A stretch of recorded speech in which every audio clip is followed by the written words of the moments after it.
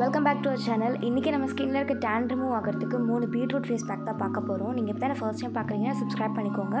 ஏன்னா நான் நிறைய நேச்சுரலான பியூட்டி ரெமடிஸ் தான் ஷேர் பண்ணுவேன். இன்றைக்கி ப்ரிப்பேர் பண்ணியிருக்க 3 பீட்ரூட் பேக்குமே நம்மளுக்கு கிச்சனில் ஈஸியாக அவைலபிளாக இருக்கிற இன்க்ரீடியன்ஸ் வச்சு தான் பண்ணியிருக்கேன். ஸோ பார்க்கலாம் வாங்க. இந்த ரெமடிஸ் ப்ரிப்பேர் பண்ணுறதுக்கு நான் ஃபர்ஸ்ட் பீட்ரூட் எடுத்து கிரைண்ட் பண்ணி ஜூஸ் கலெக்ட் பண்ணி வச்சுருக்கேன்.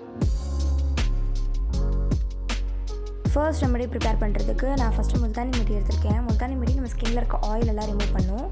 பீட்ரூட் ஜூஸ் எடுத்திருக்கேன். பீட்ரூட் ஜூஸ் நம்ம ஃபேஸை ரொம்ப பிரைட் ஆகும், ஸ்கின் பிங்கிஷாக ஆகிறதுக்கு இது ரொம்ப ஹெல்ப்ஃபுல்லாக இருக்கும்.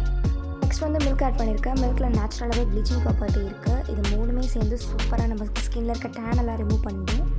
இது நீங்கள் வீக்லி த்ரைஸ் யூஸ் பண்ணலாம், நல்ல ரிசல்ட் பார்க்கலாம்.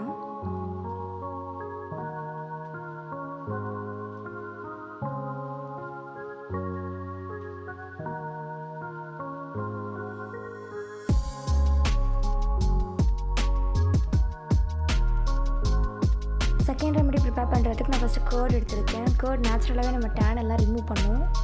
இது கூட 1 ஸ்பூன் பீட்ரூட் ஜூஸ் ஆட் பண்ணியிருக்கேன். உங்களுக்கு ட்ரை ஸ்கின்னாக இருந்துச்சுன்னா இந்த ரெமடி நீங்கள் டெய்லி கூட யூஸ் பண்ணலாம். பட் ஆயிலி ஸ்கின்னாக இருந்தால் வீக்லி ஒன்ஸ் யூஸ் பண்ணாலே போதும், நல்ல ரிசல்ட் பார்க்க முடியும்.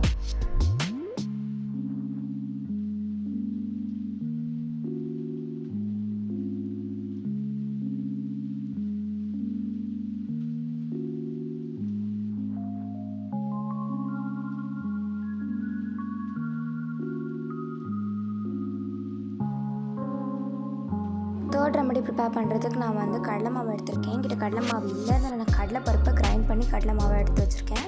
ஸோ இது கூட கொஞ்சம் பீட்ரூட் ஜூஸ் ஆட் பண்ணியிருக்கேன். கடலை மாவு வந்து நம்ம ஸ்கின்னில் இருக்க டேன்லாம் ரிமூவ் பண்ணும். அண்ட் இது கூட 1 ஸ்பூன் ரோஸ் வாட்டர் ஆட் பண்ணியிருக்கேன் ஹைட்ரேஷனுக்காக. இந்த ரெமடி நீங்கள் டெய்லி கூட யூஸ் பண்ணலாம். ட்ரை ஸ்கின் இருக்கவங்க யூஸ் பண்ண வேணாம், பட் ஆயிலி ஸ்கின்னுக்கு இது சூப்பராக சூட் ஆகும்.